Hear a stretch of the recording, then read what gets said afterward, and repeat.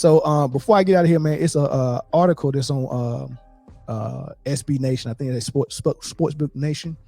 Go to that article. I picked out some excerpts from it, and it's very interesting. They said Giannis going into the 2020-2021 season, Giannis Antetokounmpo was the odds-on favorite to win the MVP in the third straight time, a distinction that came with very little precedence. He would be the first to accomplish the feat that eluded Steph Curry, LeBron, and Michael Jordan before him, something no player has done since Larry Bird's incredible 84-86 run. So this is something that, you know, we've seen two straight from LeBron, we've seen two straight from Michael Jordan, two straight from Stephen Curry, and of course two straight from Giannis, but they never could get that third straight because of what he's about to explain in this article, right? Let's go down. Giannis had won not just a second consecutive MVP, but the Defensive Player of the Year award in 2020 as well. So he's doing it on both ends. That's the perfect candidate for MVP because you're valuable on both ends of the floor. That's what I've always been saying, because when MJ won his MVP and they just named the MVP award after MJ, I think that's something that they should look at and say, look, man, you need to embody everything about the MVP that MJ did.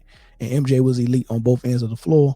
That's what we're looking for. The person who can embody that the most will be the number one candidate. And MJ also played all 82 games in his MVP seasons as well. So the closest you can get to being the best offensive and defensive and someone that's going to be available. You ain't got to be there for 82 games, but the person who's played the most games should get more consideration, in my opinion. I think that's what we're looking for, and that leaves Jokic out already because he don't have anything of value on the defensive end except 45 kickballs. His main competition was Steph Curry, Joel Embiid, and Nikola Jokic. Whether in terms of team success, statistical dominance, or defensive excellence, there were arguments Giannis, who handed in a case nearly identical to the two seasons before, should have won his third MVP. He finished fourth in the vote, and he only got one first place vote. he finished fourth. So you win two straight MVPs, and everything that you did in those two MVPs, you did a third year in a row. And the voters were so tired of giving it to you that they voted you fourth behind Jokic, Embiid, and Steph. And that was Jokic's first MVP, right? Down to the second paragraph, it said, historically, the NBA MVP, when it suits your argument, is a regular season award, right? Keep that in mind. When it suits your argument, is a regular season award.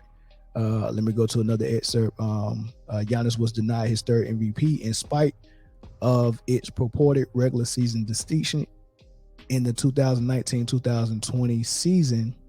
His juggernaut Bucks were summarily bounced 4-1 by a Heat team that exposed Giannis by building a wall and definitively proving he was a regular season affection and a statistical glitch.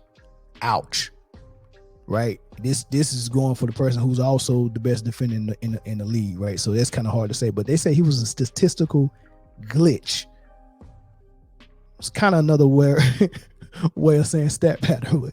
Say he was a glitch. You know, your stats don't really mean much, right? You keep losing in the playoffs. So, and we know this is true.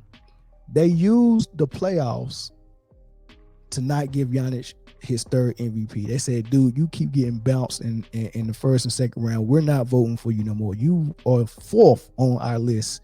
You're not getting your third MVP, right? Look at the highlight down at the bottom. You know, that's how they tore down Giannis for Jokic's first MVP, and how they tore down Embiid for the second MVP for Jokic. And most importantly, the chatter around Embiid last season wasn't that he didn't have a great season. His Sixers finished fourth in the East and made the second round, but that he committed the unforgivable sin of wanting the award. He campaigned for it, and the media latched on like he was Anne Hathaway. This is not a critique that speaks to advanced analytics or the regular season, but a narrative.